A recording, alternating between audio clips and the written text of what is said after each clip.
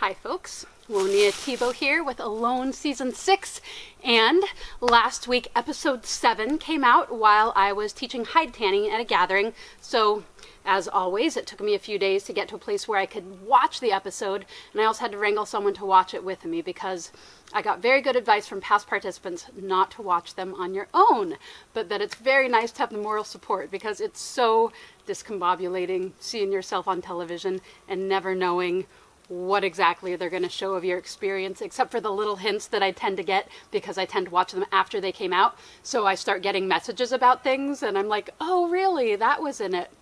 Okay.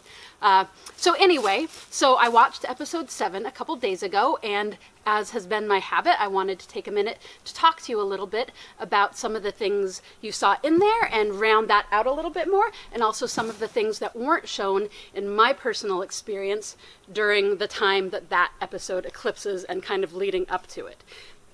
And as you probably can tell, I can only really speak about my experience because I had no idea what was going on with other folks, and it is always shocking and a little bit hard to see what's going on with some of the other folks out there, and particularly just given that I didn't have access to good fishing. It's always hard watching people pull out fish and recognizing that most other folks seem to have big game on their site. Yeah, so just always fascinating to watch all of this and see what it is that they choose to put on each episode and all of the things that they don't, which it's always fascinating trying to figure out what the process is and what stories they're trying to tell. And honestly, it's getting a little bit increasingly frustrating, all of the cool things that I was doing that they're not showing.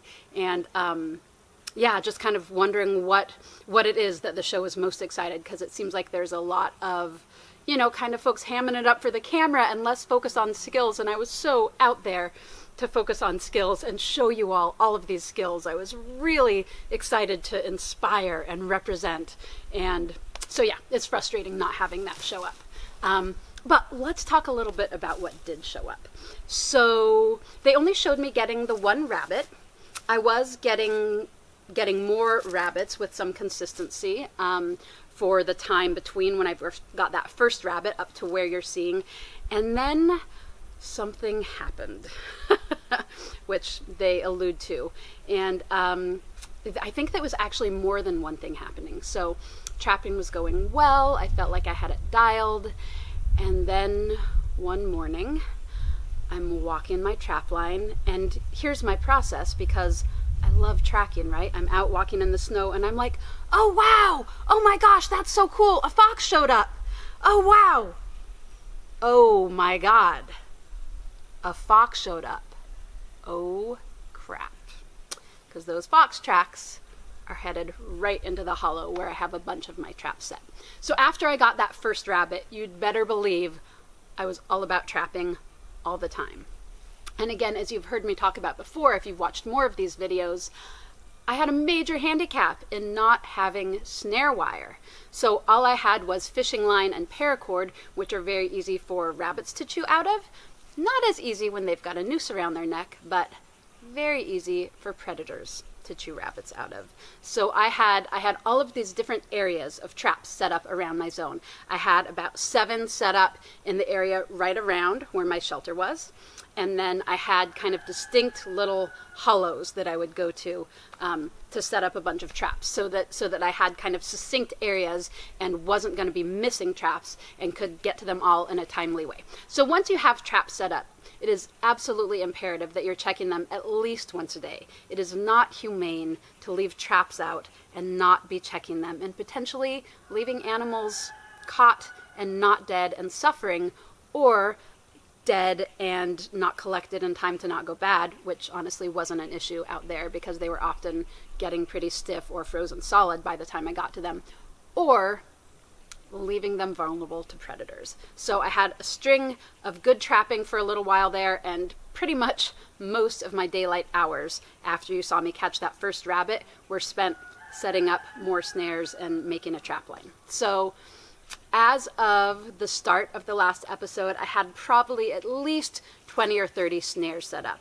About 7 close to my area and another 4 or 5 in the area where I caught that first one that you saw on whatever episode that was, episode 5, I think.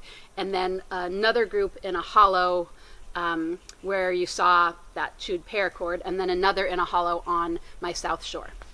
So a lot of snares set. And the first time something got into my snare, I didn't quite register. So one thing is that I had to get really creative and use a lot of different mechanisms for my traps. Because one, I always had to get that rabbit up and off of its feet so that it couldn't chew its way out. So that was key. I always had to have a spring pole or some other mechanism. And as of these episodes, I have about 4 different mechanisms in my different traps. So I have the spring pole, which you saw me setting in episode 7, which is a bent over sapling, putting tension and popping that cross stick up and out of the uprights. I also sometimes didn't have a spring pole where I was, so I would use a weighted rock. And that's the mechanism that I have in that snare where I'm showing the chewed paracord. You can see there's a rock next to me that's wrapped up in a couple ties of paracord. So that rock was the lifting mechanism. So once the hair got caught, then it would pop the stick out from the uprights, and then the rock would lift it up and off its feet. And then I also had a lifting pole, different than the spring pole, which was a weighted pole, a dead pole. And you see that also when I'm checking that area of the one hollow with my stairs. You see me saying, oh no, the lifting pole is still intact. So this is a pole that is weighted, so I have it tied to a tree, so it's cantilevered like a teeter-totter, and it's tied so that there's only a small amount of the weight on the side with the snare, and then the majority of the weight is on the other side away from the snare, so that once that snare is sprung, the weight of that heavy butt end of that lifting pole is going to pull the hair up and off of its feet and strangle it in the snare. So that's the third mechanism. And then I had one that was kind of a combo. And then that's not to say all of the little variants in between, because sometimes I would use a tree branch or a rock instead of an upright, because lots of areas it was either zero soil and I was working right on rock, or it was just sphagnum moss and I couldn't get uprights in. So I got really creative with branches and rocks and piling rocks. And I'm going to do a whole video just on snaring, but trying to keep this one a little bit briefer. So lots of different mechanisms, being very creative about how to stay ahead of those hairs.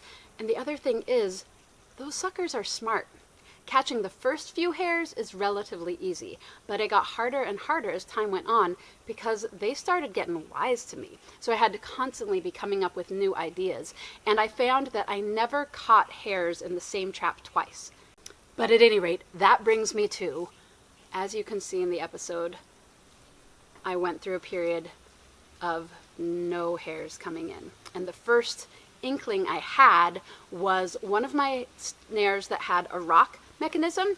And again, I had a cross stick with my uprights and then a rock as the weight. And that thing wasn't just sprung, it was destroyed. And I'm thinking, how does a hair break the stick as well as chew the loop off? Hair is not that strong, and it was a hefty stick. And I thought, something's not right here. This is a little odd. And then it was a day or two after that I saw the fox tracks and that chewed paracord. Because rodents and lagomorphs, which rabbits are in that, so very closely related to rodents, but not technically rodents, they have these very, very sharp, slanty teeth, and when they cut something, they cut it clean through at an angle. Of course, foxes and other predators, their teeth aren't designed for cutting vegetation cleanly. They're designed for chewing the meat off of bones. So they can't chew through, it'd be like you or I trying to chew through paracord, right? It would be kind of awkward. So they're just like getting it in their sheared teeth. So that's why it ends up very, very frayed. So it's very easy to tell if a predator has chewed up something versus a rodent or a rabbit. And so that was clearly a fox. And as I believe they said in the episode, we weren't allowed to trap foxes. So that was really disheartening. I had gone from all of my daylight hours spent putting up more snares and starting to finally get some food, which was so amazing after so long of not getting it, to a fox moving in that I can't touch and I can't do anything about, and I'm just laying a feast for the fox. And as I'm walking my trap line, there are fox tracks dogging my every step. So then I was like, okay, well, I need to be smarter than the fox. I need to try to get the rabbits totally up off of their feet. And another strategy was just starting to be sporadic in how I was trapping, rather than a very distinct trap line with traps in one area, just sending them kind of randomly and staying ahead of the fox in that way. But I have to say, it wasn't just seeing the fox going after my traps. I also wasn't seeing a lot of tracks. There went this whole time period, and this was just as it was starting to get really cold and snowy, where I would go out in the morning, fresh snow, and 0 rabbit tracks. So I'm thinking, holy crap, have the foxes just cleared out my entire peninsula that fast? Hard to say. So I decided to give it a little time, and well, one, you saw me trying to come up with mechanisms to get the rabbits further up and off their feet. However, that wasn't always working. Those traps were definitely getting raided as well. Foxes are smart, and the string lifting the rabbit is coming down somewhere within fox reach elsewhere, so they can still snip through them. So I decided to lay off on setting new snares for a little while, just so the fox would move on. I went from so much excitement, finally starting to get rabbits, finally starting to eat a little bit more consistently, to a major hungry period again, which was a lot harder at that point after I had already been using up a lot of my resources, especially with those first 2 weeks of really barely eating at all. So one thing that they also haven't really talked about, they've kind of showed it, I think, for Michelle a bit, but I had been losing quite a lot of weight as well. Of course, you see me being very active, working all the time, working into the evening hours a lot. And I was definitely burning through calories. As of our first medical check, 3 weeks in, I had lost 1 pound a day. However, I had put on about 20 extra pounds to go in. So that meant that I was just about at my normal body weight. So I wasn't too fussed at that point. Another thing that I wanted to talk about is how I went about eating the animals that I have. You see a lot of people roasting them over the fire, and I always cringe when I see that, because when you're out in a survival situation where the only calories you are getting are the ones you're providing yourself, fat is everything. Fat is key. And as we all know, fats melt at high temperatures, right? So squirrels and rabbits barely have any fat on them, but they have a little. And it's usually in the membranes on the outside of the muscles, and sometimes there's a little bit between the muscle groups, particularly the front arm is choice. There's a little bit of fat in by the armpit, a little bit of fat by the back shoulder blade, and a little bit of fat between all of the small muscles there. When you're roasting that over the fire, it's just melting and dripping into your fire and burning up. You're losing all of the fat calories, which are the most precious calories on that animal. So my method was really different. The other issue with that is that you're often charring the outside and having the inside still raw, which maybe that is a contributor to Donnie getting sick from his muskrat. Hard to say. Also, you're losing other juices of the animal too. And again, there we are without salt. And that is really intense on the body. And there are salts in the blood of the animals. But again, when you're cooking them over the fire, those are dripping out. So you're losing the fat and the salt, which are two of the most precious things that you can get from an animal that you've caught. So my method was different, and I played around a little bit with it, but I had a very distinct way that I ate the animals that I brought in that worked really, really well for me. And after trying it a couple other ways, I said, you know what? It isn't worth it. I'm just sticking with the way I'm doing it. So here's my method. So first, of course, I would skin the animal, and then I would gut it. So I was skinning, case skinning, so pulling the hide off in one piece by cutting just between around the back foot and then down through the anus and then around the other back foot. And then you can just peel it off like you saw me doing when I got the first rabbit. And then I would set that aside, and then I would gut the animal. And then I would carefully pick every little bit of fat out of all of the membranes around the intestines. Intestine fat is some of the most nutritious and the most abundant. That and the fat around the kidneys. Super nutritious, super good for you. I would painstakingly pick all of that aside and put it in the lid of my cook pot. And then I would membrane the hide. So take all of the membrane, which often has some fatty tissue, off of the hide with my knife very carefully, sometimes even just with my fingernails, and I would put that with that fat. And then I would divide up the organs. I would take the intestines and the stomach and I would put those on a slab of bark to save for fishing and for fish traps that I was dreaming up. And then I would take off the back straps, which are the two muscles that run along the spine from the bottom of the neck down to the pelvis, and they're the best cut of meat on the animal. And so my first meal was always the organs and the back straps of the animal. And I would render the fat, which is cooking down the fatty tissue until the cells burst and the fat comes out of it. So I would render the fat from the organs and the membrane and until I got a little bit of fat, and then I would cook the organs and the backstrap in that. And it was amazing. And then I would use, if there was a little bit of fat left, which I tried to be as conservative as possible because it was super key in my culinary magic out there. So I would keep a little bit of that fat, and then I would braise the legs. So the front leg and the back leg, I would basically make 5 meals out of every animal I cooked. So the first meal was the organs and the back straps. The second meal was a front leg and a back leg braised. And then the third meal was the other front leg and back leg braised. And I would always combine those because there's a lot more lean meat on the back leg of a rabbit and a squirrel and more fat on the front leg. So I always wanted to have a little bit of fat from that front leg when I ate that very lean back leg.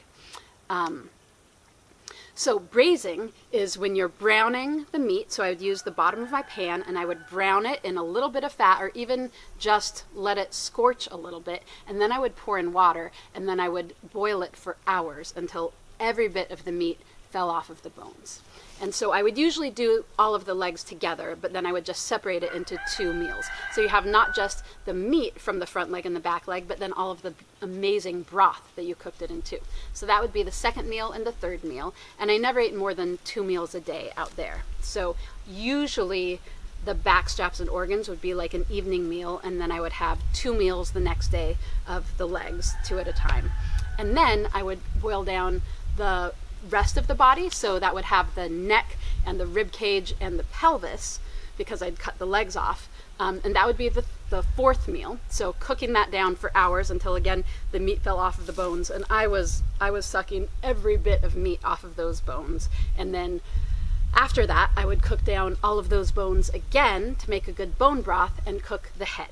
And the head was magnifique. It was fabulous because the head has the brain, which besides those other bits of fat is like, it's far more than the rest of the fat on the whole animal. It's the fattiest part of the animal. So I would call it a truffle. Eating a squirrel head, eating a squirrel brain is like a truffle. And I would chew every bit. I would scrape the sinuses of the skull and eat the sinuses, because the sinuses are really rich with veins, because that's where they smell. A lot of nervous tissue and veins, and so it's actually a very, very rich source of food. So the brains and the sinuses and the eyeballs were delicious, and the cheeks and all of the muscles around the jaw. So that was a really good meal. Smaller, but really satisfying because of the richness of the brain. And then if I still hadn't got anything else by that time, then I would finally make starvation soup. So 5 actual meals, and then after that would come starvation soup. If I had more animals already, which hopefully I did, and sometimes I certainly did, I would save the bones and figure I could do those later. So starvation soup was bones that had already been boiled several times and had all of the meat off of them. And I also got to where when I was eating the legs, I would not eat everything all the way down to the bottom, so that there'd be a little something more exciting when I ate them with the rib cage. But starvation soup was bones that had been already gnawed really thoroughly and had really little little flavor or substance left to them, but I would boil them and boil them so that I was getting the minerals from the bone broth, and then I would crack the bones and I would eat the marrow, which is rich and also has some fattiness. And then sometimes I would even toast the bones and I would eat the toasted bones. So you better believe I was getting everything I could out of every critter that came my way, in addition to processing the skins and making cool stuff with the skins. So I also wanted to talk about some of the little things that you could see in the background in some of that footage. So one of those things was you could see some panning of the bay south of me and the bay north of me. And as I talked about in terms of where to put my shelter, I put my shelter on the south slope, the south side of my peninsula, which was key. And you can see in some of the footage where it's panning over my zone and over my peninsula how much colder the bay north of me was. It froze weeks before the south side of me. So very significant difference north versus south. And I had been saving the guts of my critters for a fish trap, and I was always trying to strategize where I could put a fish trap because it was so shallow. But the only where that it made sense was in that north part of me, the bay north of me, where I had some kind of mucky, sedgy area, which might have had pike or some other small fish. However, it froze over so soon, I realized there was no point in a fish trap because it was just going to get frozen in the ice. So that was interesting, that pan of the peninsula, where one, you can see how dang shallow the water is all around me. I also noticed this on Nikki's spot.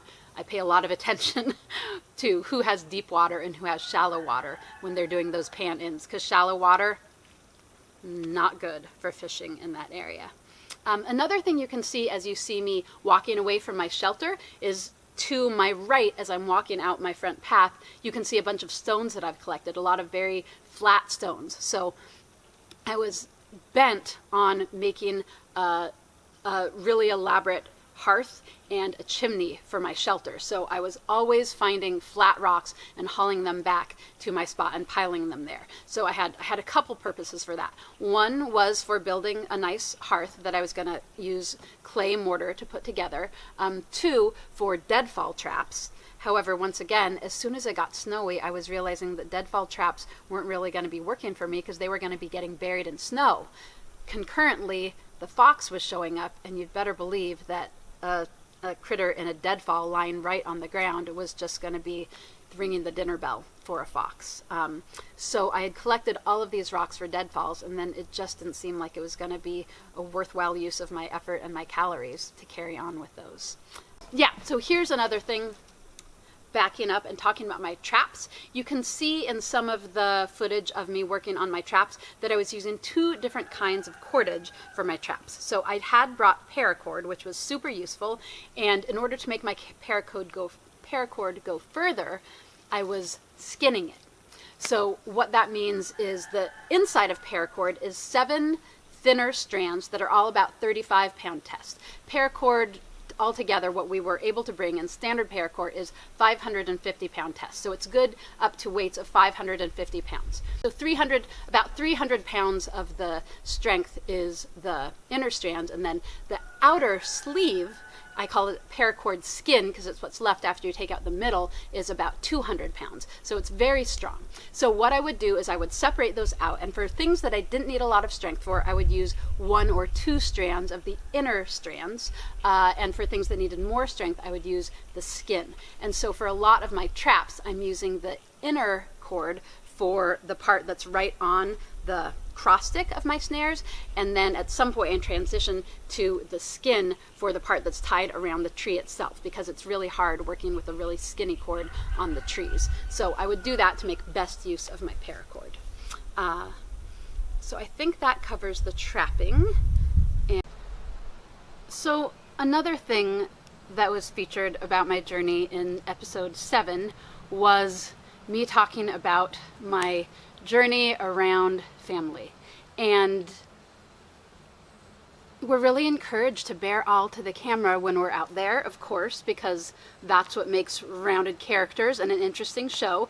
And it's also really, really vulnerable hearing some of your deepest longings and greatest sorrows voiced aloud to millions of people whom you've never met. So definitely had mixed feelings around that being included on the show, and mixed feelings in so many different ways. One, it's a very vulnerable thing, of course, and ultimately, I was out there to be real and to be vulnerable and bring you into my journey.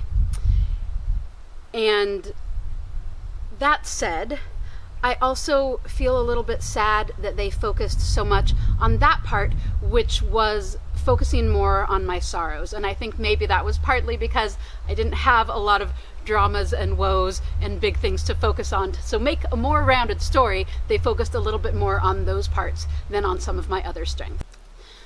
So I will say that it is certainly true that I spent a lot of my life, and certainly all of my 30s, really, really longing for family. And also I was making choices that I knew weren't necessarily conducive to that. So, you know, it was a balance.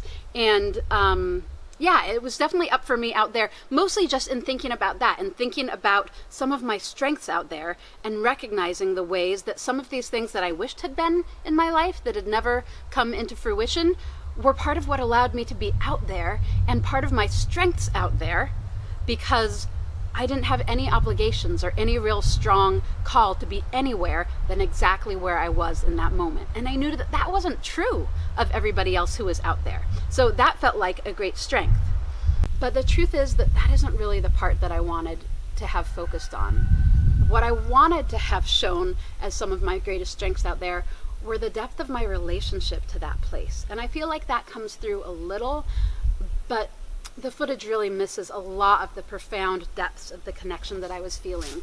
And yeah, that's some of what I really see as some of my greatest strengths. So a regular gratitude practice was huge for me. And I think I've talked in some of these videos before about how every day, twice a day, I was singing. I was singing to the sun in the morning when it came up, and I would always speak to the sun and thank it for all that it gave me that day, and just be really present with the beauty and the gift that is the sun in that extreme northern climate. Another strength of mine was my relationship to the plants and animals in that place. I mean, if you hadn't already figured, I am the wood nymph to which Tim Backus was referring in episode 1. He knew that I am someone who has a deep relationship with the world around me. And in our conversations before and after, he wasn't really making fun of me. He was saying, I wish I had that. I think he was recognizing that as a strength and something that can really keep you feeling whole and grounded in intense situations. So I knew some of the plants in the area from time I had spent living in northern Ontario. And I have a master's degree in environmental science, and I focused on botany and entomology. So that forest was made up of so many familiar faces and friends to me. Having a deep understanding of the ecology was such a strength for me, and such a deep relationship with the plants and animals. I mean, the birds were huge for me out there. Gray jays were very present, and they've got a lot of personality and they're super feisty. Chickadees were huge. Chickadees are one of the animals that I feel really deeply connected to, because they're teeny and they're really cute, but they are freaking feisty and they are tough as anything, and they're easy to discount because they are small and they are cute, but they're one of the only birds that lives year-round in the Arctic. So super tough, but still with like this sweet, chipper attitude. Like gray jays, they're kind of cantankerous, you know, they're feisty and it shows, but chickadees are like unassumingly fierce. And yeah, I really identify with that. So that was super beautiful. So those were some of my strengths, and just an adaptability and ability to problem solve and think creatively, and just my mental attitude. You know, I was always looking at every problem as an opportunity to think deeper, to learn something about the place and about myself, and just, you know, seeing the silver lining. That's huge. I just can't emphasize enough how much, one, loving the place you are and being in connection to it, and two, just a positive mental attitude and outlook on the things you're encountering. Those are huge survival skills. They're huge. And yes, I have quite a background in the physical survival skills. I've been studying this stuff since I was 19 and teaching it since I was 22. So, you know, decades of that. And those are all super key. But more important is the survival skill of being in love with the world. And I filmed this, and I wish that this quote had made it on, but it didn't. It was a moment within the first week that I was there where I hadn't eaten for days and days, and I had cold sores all over my lips, and I didn't have fishing in my area, and I really didn't know how long I was going to get to stay. But I just went on this walk, and I was so overcome by the beauty of the place that it just brought tears to my eyes, and I was just weeping. And I filmed myself standing on the rocks, looking over my bay, saying, loving the world so much that it brings tears to your eyes is a survival skill. And I believe that's true. I believe that's huge. So that was my greatest strength out there, and I wanted to speak to that. So again, I feel like there's some focus on drama by talking about having been poor, like that's a hard thing for me, but that was a choice.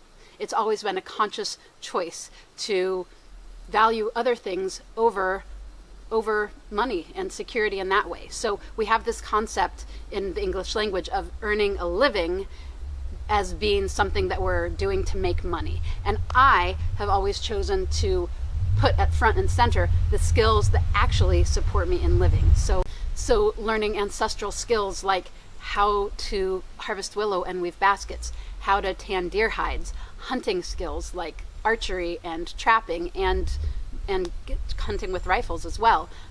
So growing food and knowing how to provide my clothing, my shelter, my food from the land around me and from my own two hands, that is what I consider a living. And that's what I prefer to working a 9-to-5 job where I don't have the freedoms and I don't have the time to do those things myself. So I don't want the sense that living in poverty was like a hardship or something that I had no choice around. Absolutely a choice. Absolutely something that I willingly stepped into in order to put the other things at the center of my life. So that feels really important to say. And I think that covers most of the things that felt really important to talk about. So I have a couple other things, however, that I'm going to be posting in addition, and one of them is about these here boots. And you can see these on me a lot in the footage, and I'm going to do another video talking about these and what was great about them and what ultimately made them the bane of my existence in the times up till episode 7 that you've seen out there. And the other thing, and I believe the cat, yes, has chosen to lie on it. So I have made a video about these boots, so check that out as well. And also talking about this here Leatherman, which I carried out there with me, which felt really relevant to this episode because this episode showed me doing a lot of trapping. And this sucker was really, really important for my trapping. I had it on my belt all the time. You can see it there on my belt right next to the beautiful knife in the squirrel skin sheath that you unfortunately did not get to see me making, but I'm hoping that I will be recreating that so you can see that process, given that it doesn't seem that it's going to be shown on season 6. So thanks so much again. It is once again just before episode 8 comes out, so yeah, this is to round out my story and talk a little bit more about some of the things that they're just not able to squeeze into all of the episodes of Alone season 6. So thanks so much, everyone, and I encourage you to subscribe to my channel to stay up to date, and check out my website, www.buckskinrevolution.com, for all kinds of other things that I do and other ways to learn from me and about all kinds of cool stuff. Have a great week.